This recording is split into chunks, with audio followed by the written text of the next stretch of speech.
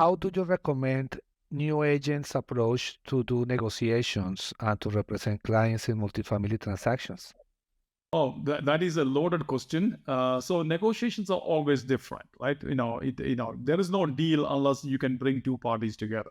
So you have to learn, what we call is, this is something that CCIM teaches is called interest-based negotiations, right? So you have to kind of find out what is most important to your clients, and then you figure out working with the other broker in a way to figure out what is more important to the seller. And we had to kind of find a negotiation where both parties, it's a win-win for both parties, right? So at the end of the day, our job is to try to create a win-win scenario, right? It's not always possible, but our job is to try to create a win-win for the buyer and the seller, right? I mean, if I'm representing the buyer, my goal is to make sure that the investment has a good chance of meeting their target goals.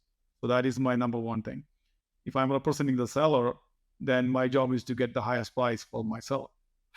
So that is within what the market will bear. Right. Do you believe that real estate agents really have an impact on negotiation, or they need to stay behind and allow the owners to negotiate? No, most of the time the negotiations happen through the agents.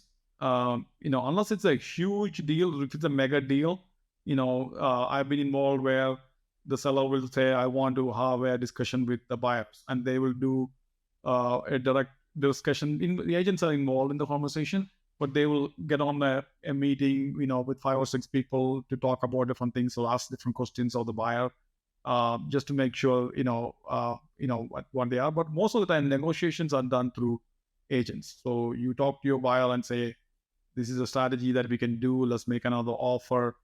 And, you send that to the other agent, the listing agent, and they have the conversation. So negotiations are typically done through the agents involved.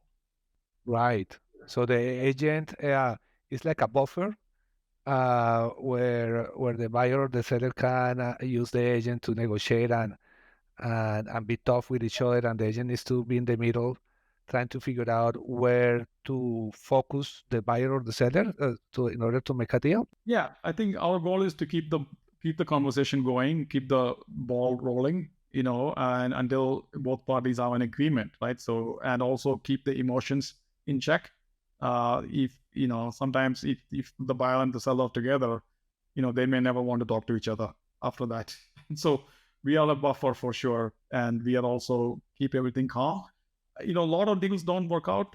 That's just the way it is, right? So people, and a lot of commercial transactions are numbers based. So if the number does not work for the buyer at certain price, then it's a no deal. And if the seller does not realize that, then they will look for another buyer, or they'll eventually realize that nobody's going to make the offer that they want, right? So then they'll come back to the table. So I've had deals that come back after 6 months. I'd say, "Hey, we talked 6 months ago, you want to take another look at it."